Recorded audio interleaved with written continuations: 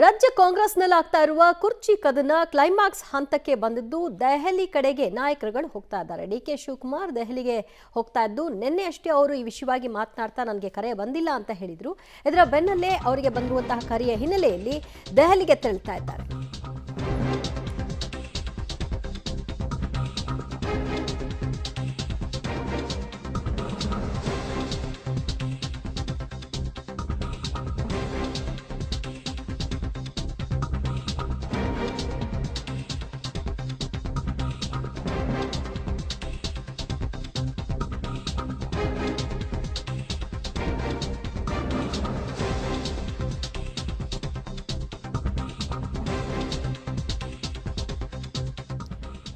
ಕಾಂಗ್ರೆಸ್ನಲ್ಲಿ ಸಿಎಂ ಕುರ್ಚಿ ಕದನಕ್ಕೆ ಕ್ಲೈಮ್ಯಾಕ್ಸ್ ಹಂತ ಇದೆ. ದೆಹಲಿಗೆ ತೆರಳೋದಕ್ಕೆ ಈಗ ಸಿಎಂ ಡಿಸಿಎಂ ಇಬ್ರು ವೇಟ್ ಮಾಡ್ತಿದ್ದಾರೆ. ಅವರಿಗೆ ಕಾಲ್ ಬರೋದು ಒಂದು ಬಾಕಿ ಇದೆ.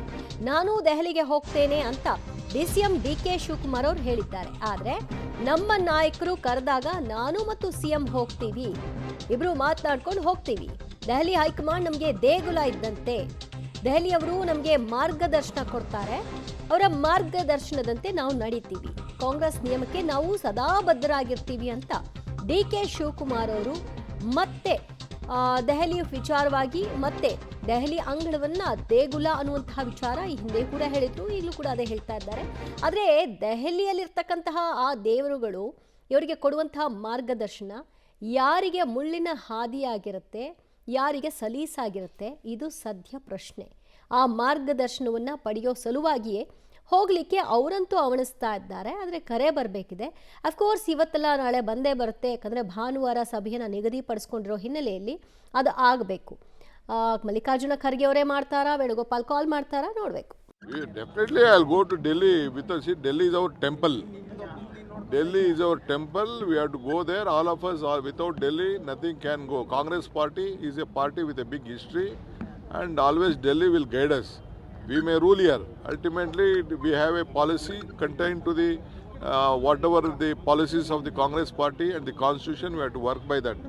So we will go to Delhi whenever they call me and the party leaders, including my chief minister. We will go there. So the Vocaligas here seem to be upset. I don't want any of community angle. I have my own angle. My community is Congress community. Congress is my community. They, of course, I may belong to one community. They may like me. That is different. My love is there to all sections of the society. It may be a backward class, it may be a scheduled caste, it may be a minorities, everyone. Even Vakaligas are backward class people. So you went to Mumbai for a personal program. Sir. No, that has been read in different ways. No, I don't want any BJP read it. I had a personal meeting with one of my friends who has been hospitalized, who was not well. I went to meet him. He had helped me, and some educationist. He was also myself and other one school also. Mr. Suresh also was with me. We went to meet him. We were there for 1 hour and I returned back midnight itself.